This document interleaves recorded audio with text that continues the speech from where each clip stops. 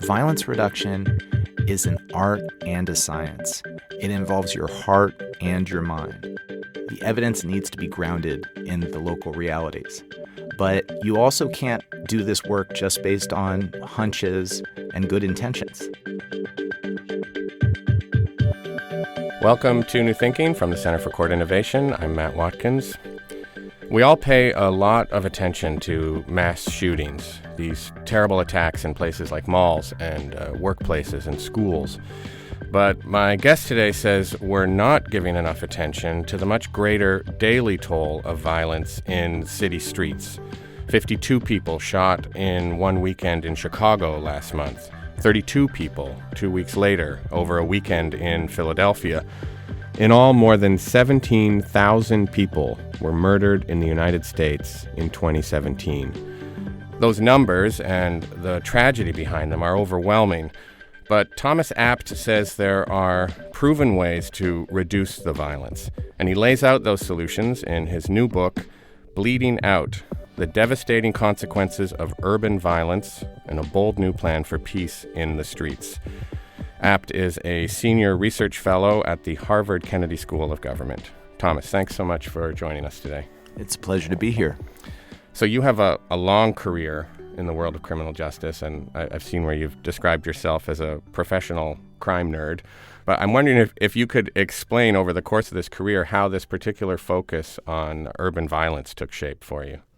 Over the course of my career, beginning right here in the Manhattan DA's office, the cases that drew my attention most were the most serious cases, and those were assaults and then shootings and ultimately a couple murders.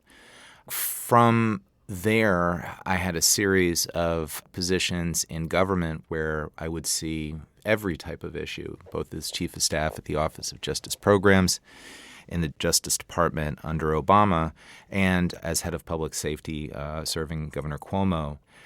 But within that broad portfolio, urban violence, I still gravitated to that issue, and I was able to create initiatives that were dedicated to reducing urban violence.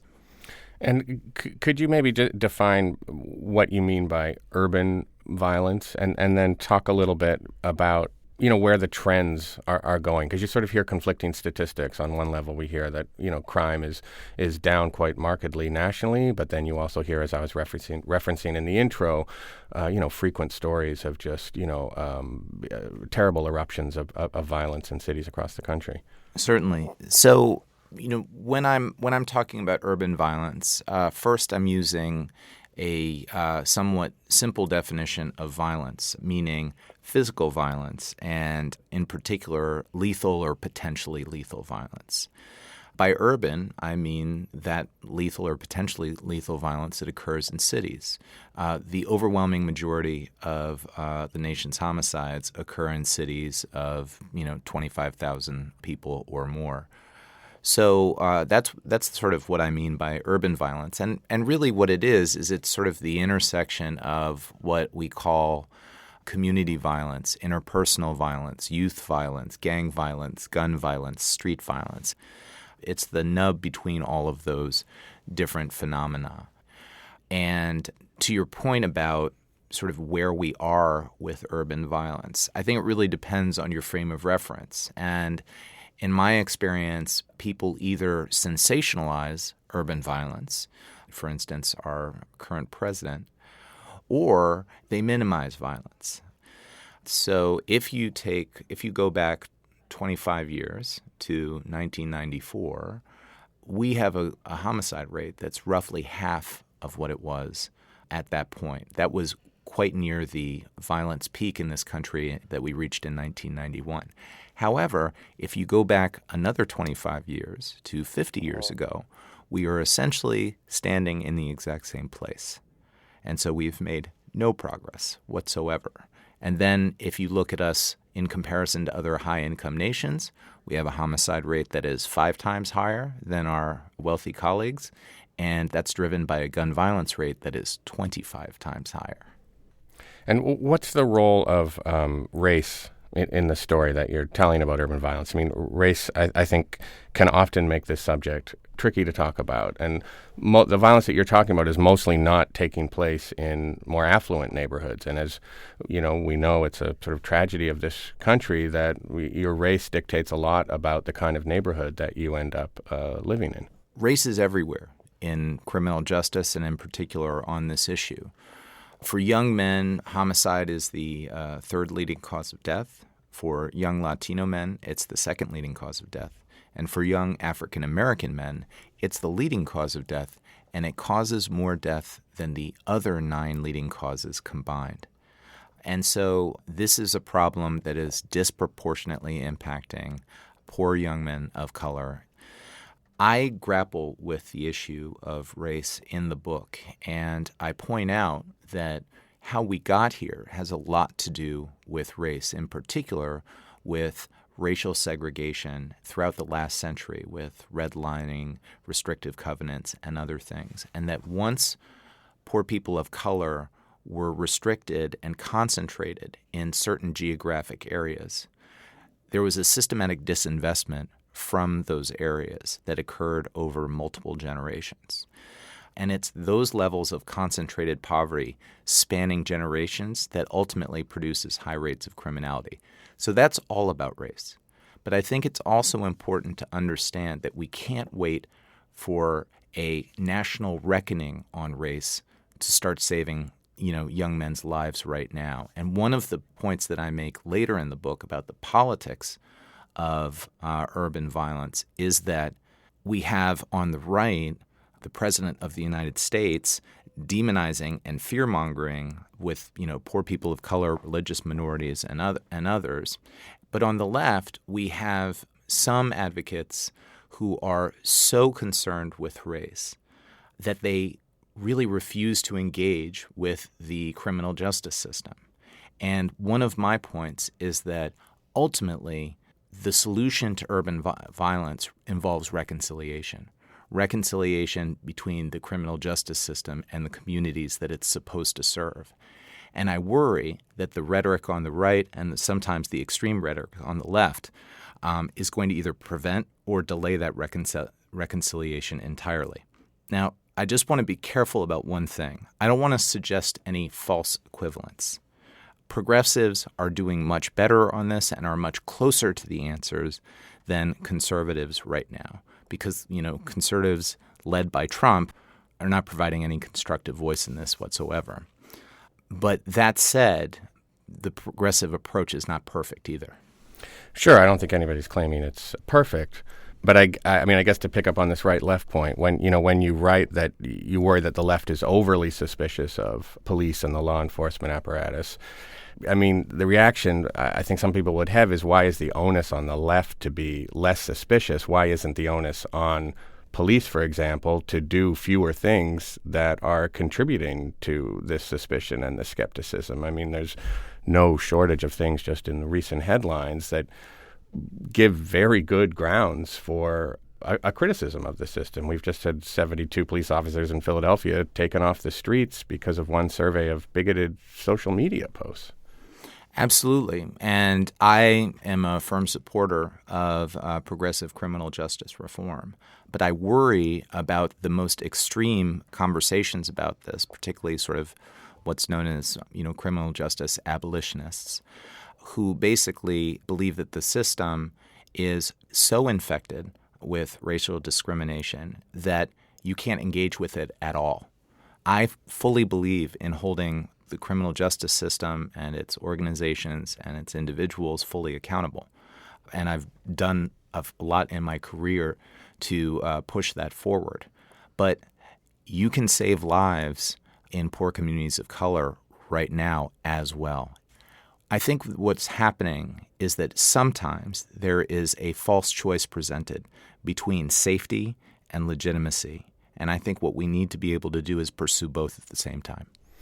You understand the impulse of people who say, like Larry Krasner, the DA of Philadelphia, recently after this terrible weekend of violence said, look, we need to address the root causes here of violence. And you write that you understand that impulse, but at the same time, you've got concerns about this focus on root causes because you worry that it's not it's not a rapid enough answer to this bleeding out urgency that you're underlining? I think that's right, and I think it's actually one of the central challenges to providing solutions to urban violence. This concept that crime is the inevitable consequence of root causes, be it the root causes that are cited on the left or the root causes that are cited on the right, and that the only way to resolve this intractable issue is to, over generations, address these root causes.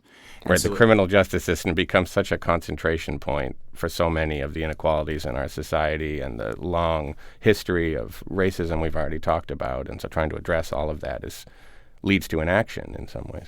And it leads to pessimism and hopelessness, which is not based on facts or evidence. Here's what the evidence says about root causes and urban violence. There are correlations, strong correlations, between root causes like poverty and urban violence. Poor countries tend to be more violent than wealthy countries. Poor neighborhoods tend to be more violent than wealthy neighborhoods. Same is true for individuals. However, those are static comparisons. When you do dynamic comparisons, meaning when you're looking at changes over time, what we see is that the causal connection, the if-then connection between poverty and violence is much murkier and much weaker than people assume. Crime fell during the Great Depression. It rose during the booming 60s, and it fell during the latest recession. So this idea that if you just address poverty, that you would somehow cure urban violence, that's not supported by strong evidence. The same is true for improving opportunity, for addressing inequality, or all these things. There are many examples of countries reducing inequality yet becoming more violent. There's many examples of employment programs that have had zero impact on violence. I'm a committed progressive. I'm in favor of doing all of those things on their own merits. But the notion that root causes are the way to address urban violence is just not supported by the evidence. The evidence says if you want to reduce urban violence, focus on urban violence. Focus on proximate causes, not root causes.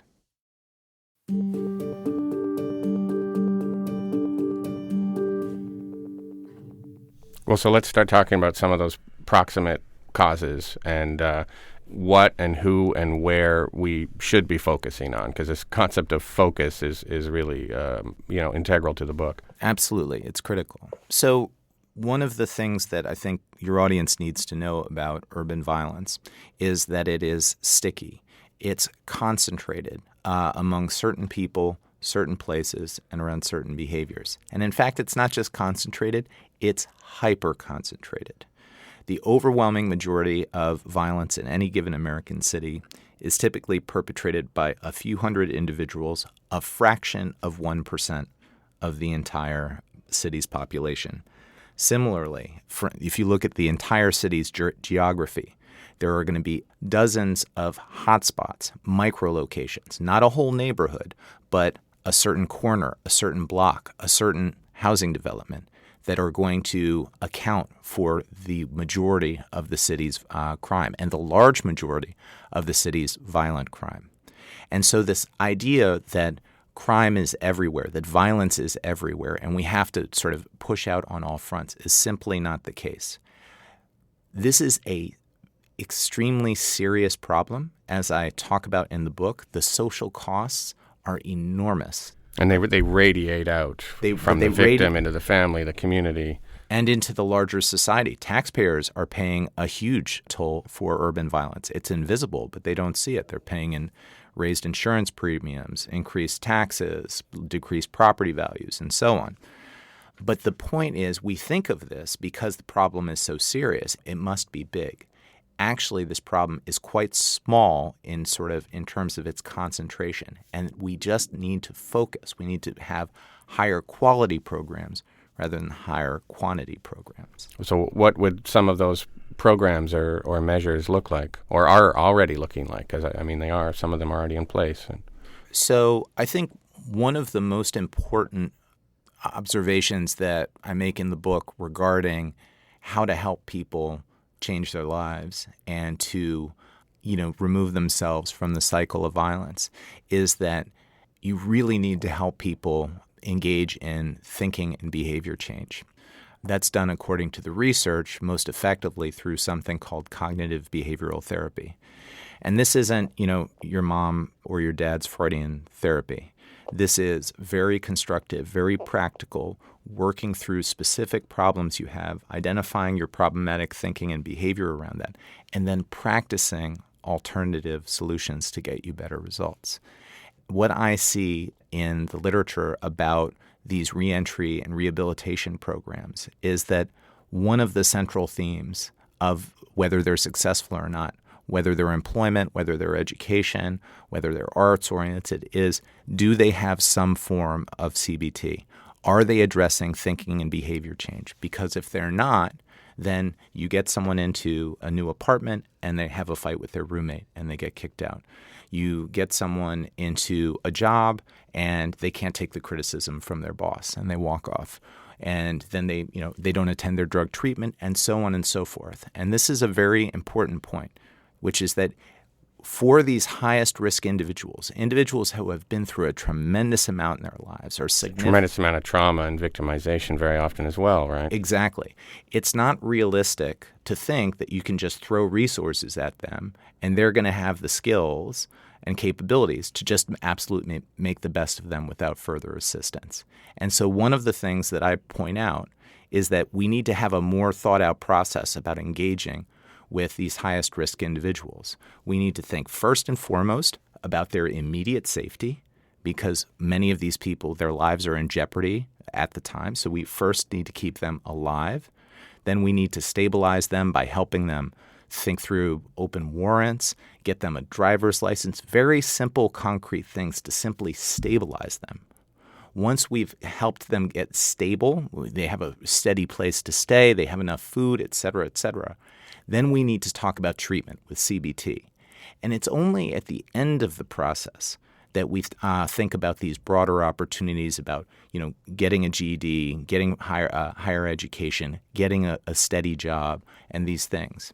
Let me give you an example. Father Greg Boyle, a famous anti-gang activist and gang mediator, he coined this frame, "Nothing stops a bullet like a job." And this phrase went viral, and you hear it all over. Because it makes this connection that it already makes intuitive sense to people. So. Right. It makes intuitive sense. It's not backed up by the evidence. And Father Greg Boyle has recanted, and he is embarrassed that he is associated. Right. But this idea that you can simply get someone a job who's been through hell and back, and that's going to magically change their whole life, is just not borne out by the evidence. And so, one of the things the book does is it sort of gently challenges the conventional wisdom from both sides about what works in reducing urban violence. And then you also write about this principle of balance, that in terms of, dealing with high-risk individuals, it can neither be all carrot or all stick. It can't be all offers of assistance or all offers of punishment. It needs to be both. I mean, I might quibble a bit with this idea that there's people out there advocating an all carrot approach. I mean, I think even abolitionists are not saying let's close all prisons tomorrow and have no accountability for anyone for anything. But do you want to talk a little bit about how you understand this principle of balance? Basically, the principle of balance is based on two observations. One is that when my colleagues and I reviewed hundreds of rigorous impact evaluations of anti-violence programs, we found examples of strategies that worked that were heavily enforcement-oriented, and we found strategies that worked that were heavily prevention-oriented. And the evidence does not sort of prefer one strategy over another. That's the first observation. The second observation is that, to my knowledge, I have seen no city that has successfully and sustainably reduced violence over the long run that has depended purely on enforcement or purely on prevention. Look at New York City, for example. The conventional conversation about what happened in New York City, the sort of New York City miracle, is all about policing. It's all about Bill Bratton and, stop and frisk and taking the city back, and then a later story about the excesses of that approach. But people don't really acknowledge the incredibly rich web of non-governmental organizations, of community-based organizations, of alternative to incarceration organizations that New York City has, this very dense capacity. The Center for Court Innovation is one of the most prominent. And in fact, Pat Sharkey, who you've had on this podcast, really proves this out in his book, Uneasy Peace. He credits police with significant responsibility for crime reduction, or that they contributed a certain amount of crime reduction. But he notes that community-based organizations played a critical role as well in this New York City miracle and in the national crime decline generally. Right. I mean, part of his argument, I think, is that, sure, you can put a cop on every corner and they're going to end up mostly stopping, young black and brown men, and you're going to generate a form of public safety at that point, but it's a sort of thin form of public safety that creates a lot of distrust between communities in the city and police officers, whereas non-governmental community organizations that are involving the community, involving directly affected people, creates a sort of thicker form of public safety. I mean, maybe that's sort of the argument against the broken windows model. But you're going to tell me the evidence doesn't support that, I feel like. Well, I think that's a very sophisticated and very nuanced but incorrect view of the sort of progressive view, which is that you can have both, but you should really choose one because it has less collateral consequences. And I think that there's a lot of truth in there, but what we should really be emphasizing is partnership. And I think subtly in what you're saying is this distaste and distrust for law enforcement. Or not distrust, that's too strong. But I think that the message of the broken windows era, I guess, to some degree. Certainly. But I think one of the things that we have to recognize is that hotspots policing, when it uses zero-tolerance strategies, may reduce crime, but it has all of these negative collateral consequences, and it triggers all this community resistance. However, when it's done in collaboration with the community, when it's even more focused, it's not just focused on key locations, it's focused on key individuals, and it's supported by crime analysts and other information, it's A, more effective in reducing crime, and B, it doesn't trigger significant community resistance. So this idea that hotspots or stop and frisk or broken windows is always going to be the wrong strategy is just not supported by the evidence. And it's important to not throw out the baby with the bathwater. When it's done wrong, it's ineffective and it's illegitimate. But that doesn't mean that it can't be done right. Sure, but from your perspective, isn't the problem with broken windows the way it was done in New York City is that it wasn't focused, it wasn't targeting micro locations, it was more of at its height was a real kind of dragnet again for young men of color. Yes, I take the New York City example to task. I really think that the New York City story is a story of hotspots policing gone too far. But I don't know whether it was geographically too spread out. They were in the areas where there was the highest rates of crime and violence. My problem is that it was not focused any further after that. They basically went to a high crime area and they stopped every young man. And that ended up being every young man of color.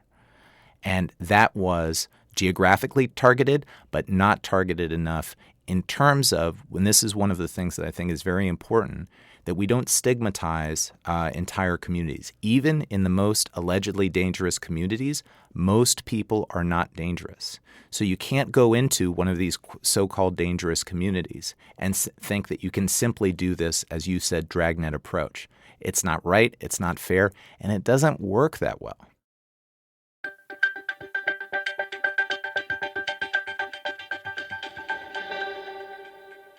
Now, as you mentioned, the Center for Court Innovation, where we're speaking, we operate some anti-violence programs in New York City. We've got 4 at neighborhoods in Brooklyn and the Bronx, and they adopt what's known as the cure violence strategy, which is treating urban violence as a kind of contagious phenomenon, and sometimes called a sort of public health approach, that you can fight violence using similar measures that you would use to combat disease outbreaks. And you write a bit about that in the book. I wonder where you think that public health approach to violence prevention, where that movement stands right now and what the evidence says about it. So in terms of cure violence, first of all, congratulations. Your strategies have been pretty rigorously evaluated, and they've been shown to be successful. And so that's very encouraging. That said, let me approach this issue of public health. I think that public health is an extremely important component. There are two major fields that have the most equities when it comes to urban violence. That's public safety and public health. However, I think many people in public health want a 100% switch over to the public health model. I don't believe in that. I think we need a partnership between the two. And frankly, in some of the circles that I operate in, law enforcement is more willing to engage with public health than public health is willing to engage with law enforcement. And so I think that is a challenge. I also think that this metaphor of violence as a infectious disease is extremely useful, but it has somewhat gone too far. There are people who now sort of use it in a sort of near religious capacity, and they almost seem to believe that it literally is an infectious disease, which of course it isn't. And I actually, in the book, prefer a different public health metaphor. And I'd like us to think of urban violence not as a disease, because some diseases require urgent attention, but others don't. I'd rather us look at urban violence as if it was a gunshot wound, a grievous injury that is bleeding, and that we have to stop the bleeding immediately. And then you write a few times in the book that, in a sort of overarching way, that the solution for you to urban violence has to be both evidence-based, as we've been talking a lot about in this interview, and also community-informed. And I think you make the case that, in fact, there's a lot of overlap, and maybe more overlap than some voices might think. That's right. When I started out writing the book, I quickly decided that I didn't want to simply summarize all the evidence and sort of write a very dry book. What I decided is that I wanted to summarize the evidence, but then put that evidence in conversation with the real lived experience of people who had dealt with urban violence firsthand. And so what I tried to do in the book is to create something of a feedback loop between the academy and the community. And what that meant in practice is it meant me flying all over the country, sitting down with former gang members, street cops, mothers who had lost children, and saying, here's what the evidence is saying. Here's what, the crime nerds are saying from Harvard or Yale or, Northeastern or wherever. And then asking them, does this sound like what you see? Is this consistent with your lived experience? And I was surprised at how aligned they were. They really were seeing the same phenomenon from different perspectives. Violence reduction is an art and a science. It involves your heart and your mind. And if you are too clinical about it, you're going to miss things. And if you're too emotional about it, you're going to miss things. The evidence needs to be grounded in the local realities. But you also can't do this work just based on, hunches and good intentions. And sometimes that's what we see. Well, I think you've managed to do that in the book, that it comes across very well, this kind of this art and science aspect, as you put it, and really at bottom this urgency of combating this problem of bleeding out. So congratulations on the book, and thanks so much for coming to talk to us today. Oh, it's been a pleasure. Thank you.